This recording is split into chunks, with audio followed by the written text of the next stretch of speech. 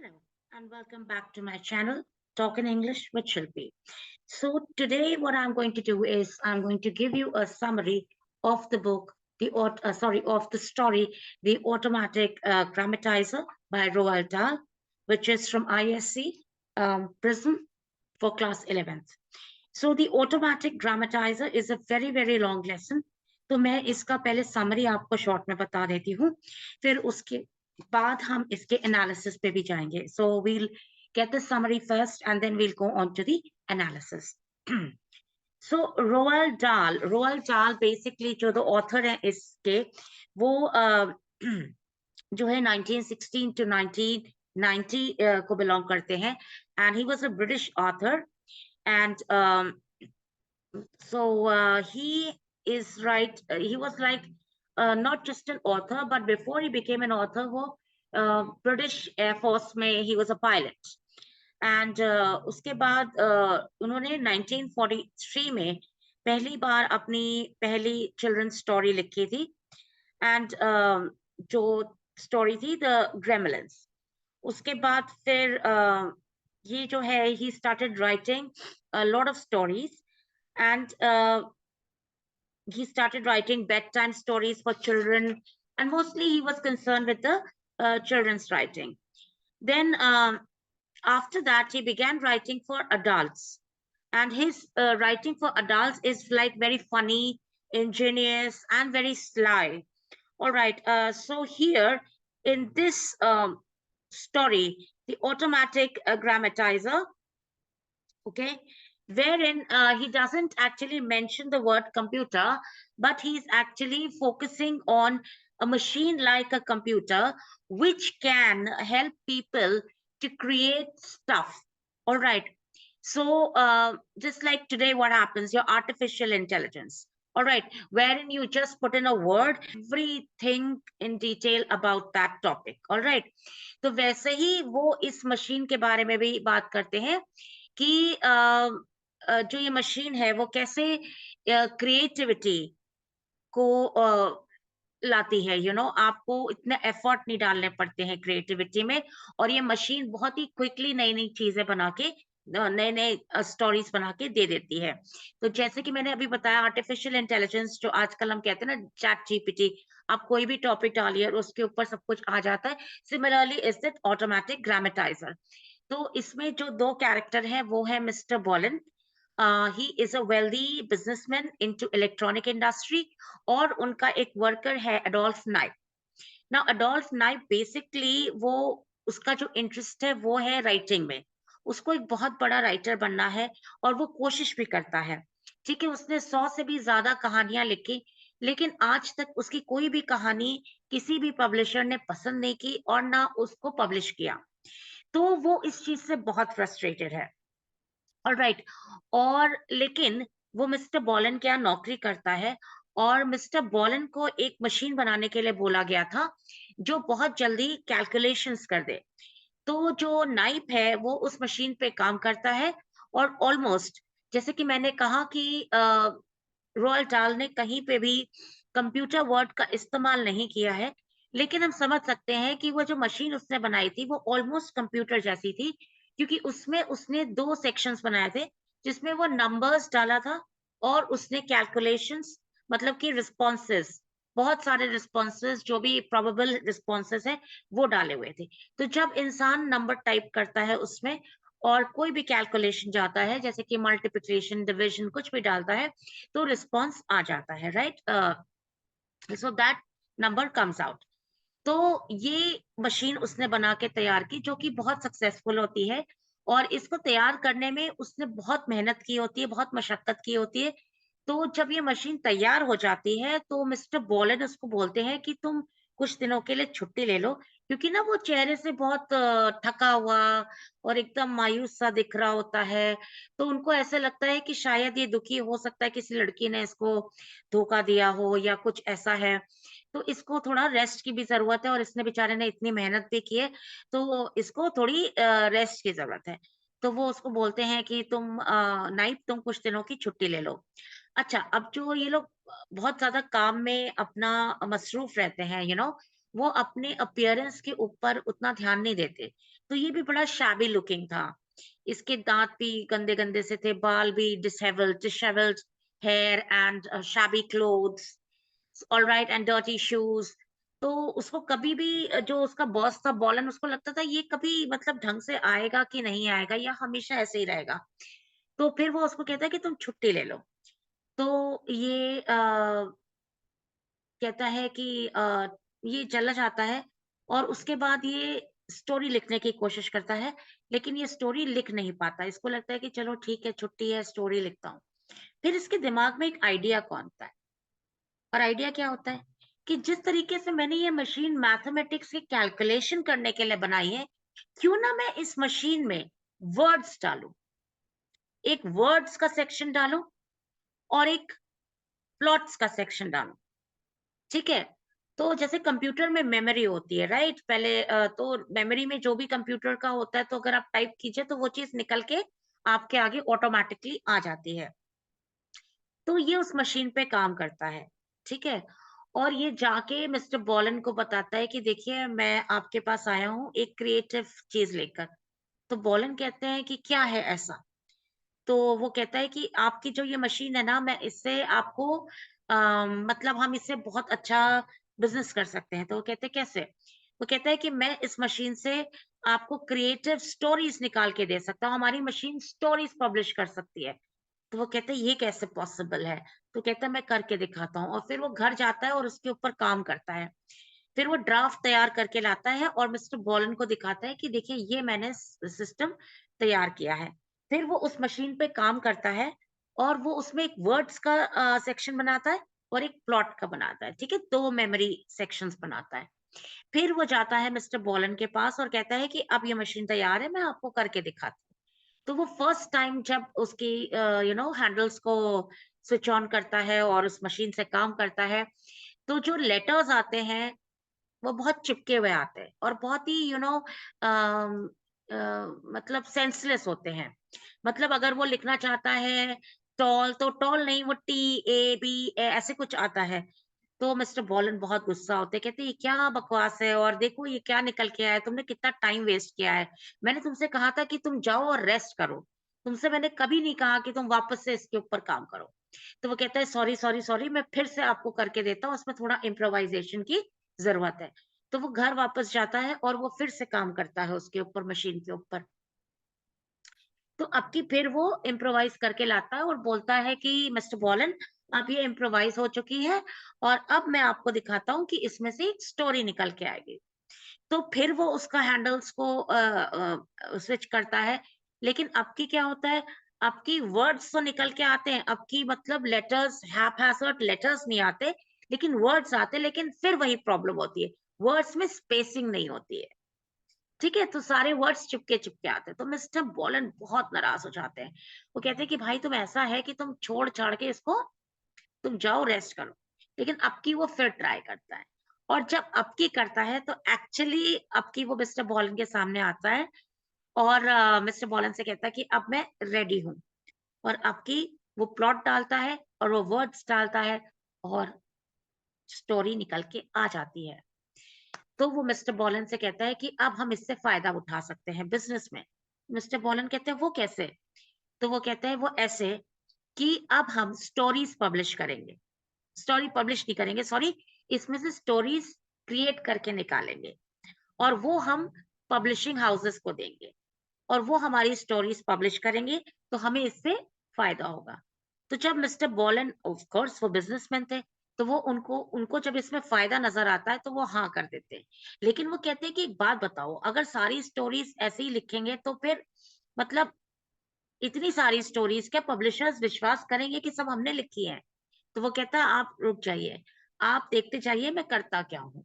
तो उन्होंने फिर एक लिटरली एजेंसी बना लेते हैं वो लोग, और अब ये स्टोरीज़ निकाल-निकाल के मैगज़ीन्स को देते हैं। अब हर मैगज़ीन को अलग-अलग तरीके की स्टोरी चाहिए होती है, राइट?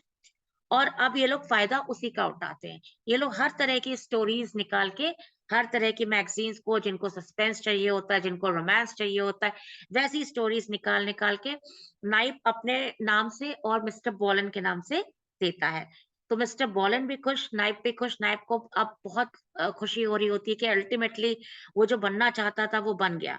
वो एक्चुअली साइंटिस्ट नहीं बनना चाहता था, ना वो इंजीनियर बनना चाहता था। जो वो काम करता था वो सिर्फ पैसे के लिए करता था। उसका अल्टीमेट एम था कि मैं बहुत बड़ा राइटर बनूं। तो अब उसकी ये तमन्ना पूरी हो रही थी।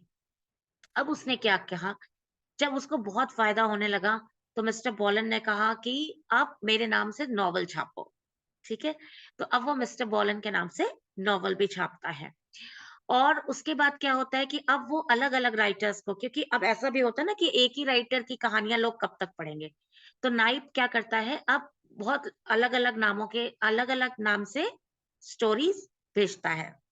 उसके बाद अब वो क्या करता है कि जो असली राइटर्स होते हैं, जो एक्चुअली राइटिंग करते हैं स्टोरीज, उनके साथ ये कॉन्ट्रैक्ट साइन करना शुरू कर देता है। वो लोग भी खुशी-खुशी कॉन्ट्रैक्ट साइन करते हैं। क्यों? क्योंकि देखिए, एक राइटर क्या होता है, एक स्टोरी लिखने में बहुत वक़्त जाता है। कहानी लिखना कोई आसान काम नहीं है कि आपने 1 दिन में लिखा, आधे घंटे में हो गया और पब्लिशर ने पसंद की और वो पब्लिश हो गई, ऐसा नहीं होता है। एक राइटर को एक कहानी लिखने में बहुत दिन लगते हैं। फिर अब उसकी किस्मत है कि पब्लिशर उसकी स्टोरी को पसंद करेगा कि नहीं करेगा, ठीक है? तो इसीलिए अब क्या होता है कि अब राइटर्स का भी काम जल्दी हो रहा होता है और पब्लिशर्स के पास स्टोरीज़ भी जल्दी पहुँच रही होती हैं, तो राइटर्स को भी फ़ायदा होने लगता है। ठीक है, लेकिन जैसे कि अब जेके राउलिंग का एग्ज़ाम्पल दें, जेके राउलिंग ने जो स्टोरीज़ लिखी है हैरी पॉटर की, अगर आपने उनकी कहानी पढ़ी है, तो हैरी पॉटर को 52 टाइम्स रिजेक्ट किया गया था। 52 पब्लिशर्स ने रिजेक्ट किया, तब जाके अल्टीमेटली पब्लिश हुई। तो देखिए उनको कितना स्ट्रगल करना पड़ा, कितना संघर्ष और कितनी उनको उससे गुज़रना पड़ा। तो अब अल्टीमेटली क्या होता है कि वो फिर एक राइटर के पास पहुँचता है। लेकिन यहाँ पे स्टोरी में जो थीम है, वो ये भी है कि not just the use of technology in creativity, how it can, enhance creativity, or it can, contribute in the field of art and creativity, but also that creativity cannot be bought. तो and में आप देखेंगे कि वो एक writer के पास जाता है और उससे कहता है कॉन्ट्रैक्ट साइन करने को। राइटर ऑलमोस्ट कॉन्ट्रैक्ट साइन करने वाला होता है, लेकिन और उसके बच्चे अंदर रो रहे होते हैं भूख से, क्योंकि जैसे मैंने कहा कि हर राइटर की स्टोरी पब्लिश नहीं होती है, वरना तो हर राइटर मिलियनेयर होता। इस दुनिया में एक ही जेके रॉलिंग मिलियनेयर है। और कुछ राइटर्स तो ऐसे भी हैं जिनकी एक ही किताब ने बस काम किया, बाकी उसके बाद उनका कहीं भी नाम नहीं है। जैसे कि अगर आप देखें अरुंधति रॉय, उनकी गॉड ऑफ स्मॉल थिंग्स ही ऐसी बुक थी जो बेस्ट सेलर थी, उसके बाद नहीं हुई। ठीक है? तो ज़रूरी नहीं है कि राइटर की अगर एक बुक बहुत ज़्यादा चली तो उसके आगे भी चलेगी। तो राइटर्स के लिए अपना नाम बनाना और उसके बाद पैसे कमाना is a very tough thing. तो यहाँ पर वो राइटर लेकिन ये कॉन्ट्रैक्ट नहीं साइन करता है। और इसमें जो लास्ट लाइन है वो बहुत ही इम्पैक्टफुल है। लास्ट लाइन में वो कहता है कि this very moment as I sat here listening to the howling of my 9 starving children in the other room, I can feel my own hand creeping closer and closer to that golden contract that lies over on the other side of the desk. Give us strength, O Lord, to let our children starve.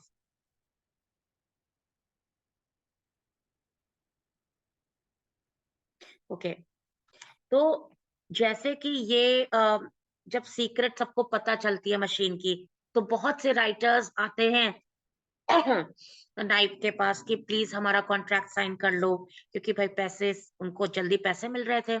लेकिन ये जो writer है जिसके 9 बच्चे हैं, भूख से बिलख रहे हैं, उसके पास भी ये आता है साइन कराने के लिए कॉन्ट्रैक्ट नाइफ। और उसके बाद क्या होता है अ, कि ये राइटर हेजिटेट करता है, ठीक है? कि बिकॉज़ कुछ राइटर्स होते हैं जिनका ज़मीर ज़िंदा होता है, जिनकी कॉन्शियस होती है and they don't want to sell off their creativity. So जो जेन्युइन राइटर्स होते हैं, not every writer, not every author, is running after money.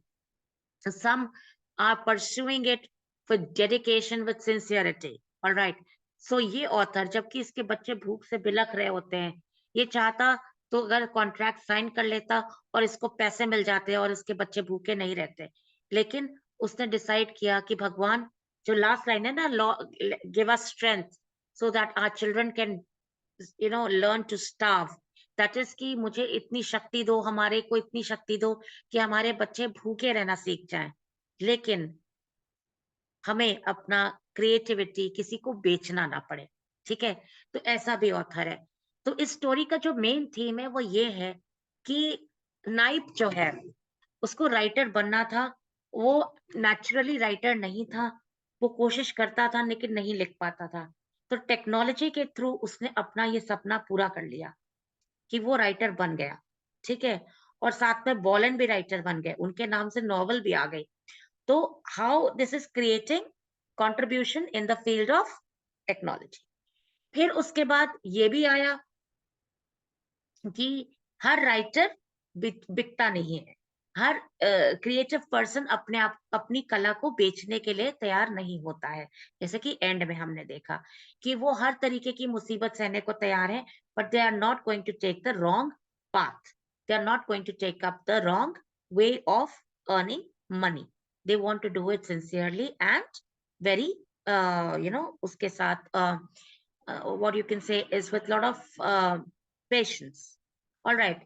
तो ये दुनिया है जहाँ पे बहुत से writers were eager to sign the contract with Knight, and there was this one writer. तो बहुत सारे राइटर्स ने साइन किया, उसमें से इक्के दुक्के राइटर्स थे जिन्होंने नहीं किया। तो ना करने वालों की तादाद कम थी और करने वालों की तादाद ज्यादा थी। तो ये दुनिया कैसी है? ये दुनिया ऐसी है कि यहाँ पे क्रिएटिविटी की भी अपनी कीमत है। तो लोग क्रिएटिविटी भी कैसे खरीद सकते हैं और टेक्नोलॉजी से क्रिएटिविटी कैसे हैम्पर हो सकती है, जैसे आपकी आर्टिफिशियल इंटेलिजेंस। ठीक है? तो जो क्वेश्चन मेन आ सकता है इस चैप्टर में, वो ये है कि what is the contribution of technology in art, and do you think the what knife was doing was ethical? मतलब कि जो वो कर रहा था, क्या वो सही था? ठीक है? क्या So what I feel is, you can say, yeah, it was okay. Ethical हो भी सकता है कि वो जो है, अगर किसी को कुछ करने का मन है लेकिन उससे नहीं हो पा रहा है, तो टेक्नोलॉजी की हेल्प लेके वो कर सकता है। फिर उसने कितने राइटर्स की हेल्प की। ठीक है? जो राइटर्स बेचारे कुछ कमा नहीं पा रहे थे, उनका स्टोरीज को, उनके प्लॉट्स को, उनके आइडियाज को मशीन में डाल के जल्दी जल्दी स्टोरी निकाल पाए। क्योंकि एक राइटर बेचारा हाथ से लिखता और दिल से लिखता, तो एक कहानी वो 10 दिन में लिखता। अब यहाँ पे वो 4 कहानियां एक दिन में लिख पा रहा है, पब्लिशर्स के पास पहुंच रही है, उसको भी पैसे मिल रहे हैं। तो एक तरीके से knife was giving a big help to the writers. Then the other thing is that it was also like कि वो ही was creating a market for writers. Okay? तो इस तरीके से ये नॉन एथिकल नहीं हुआ, लेकिन ये अनएथिकल नहीं हुआ, लेकिन ये अनएथिकल भी है। कैसे? कि जो बेचारे जेन्युइन राइटर्स हैं, जो ये कॉन्ट्रैक्ट नहीं साइन करना चाहते हैं, आप उनके लिए कंपटीशन और टफ कर रहे हो। क्योंकि जिन राइटर्स ने इनके साथ साइन कर लिया कॉन्ट्रैक्ट, उनकी तो कहानियां जल्दी जल्दी आएंगी। फिर बेचारे जो जेन्युइन राइटर्स हैं, जो सच में अपने आप से कहानियां लिख के जा रहे हैं, उनको कौन पूछेगा? तो ये उन लोगों के लिए हैम्पर है जो बेचारे सच में क्रिएटिव हैं। तो ये क्रिएटिविटी को हैम्पर करती है। यानी कि कोई भी इंसान कुछ भी कर सकता है। और फिर जो स्टोरीज हैं उसमें ऑथेंटिसिटी कहाँ है? वो किसी इंसान ने तो लिखी नहीं है, वो मशीन से निकल के आ रही है। जैसे आप आर्टिफिशियल इंटेलिजेंस से आंसर्स लिखें, तो उसमें आपका लर्निंग कहाँ पता चल रहा है? आपका कहाँ पता चल रहा है कि आपने अपने सब्जेक्ट को समझा या आपने टॉपिक को समझा? आपने तो आर्टिफिशियल इंटेलिजेंस या चैट जीपीटी से आंसर निकाल के लिख दिया, राइट? तो इसी तरीके से जो ये मशीन बनाई थी नाइप ने, ये जेन्युइन क्रिएटिविटी को हैम्पर कर रही है। क्योंकि यहाँ पर राइटर का क्या थॉट है?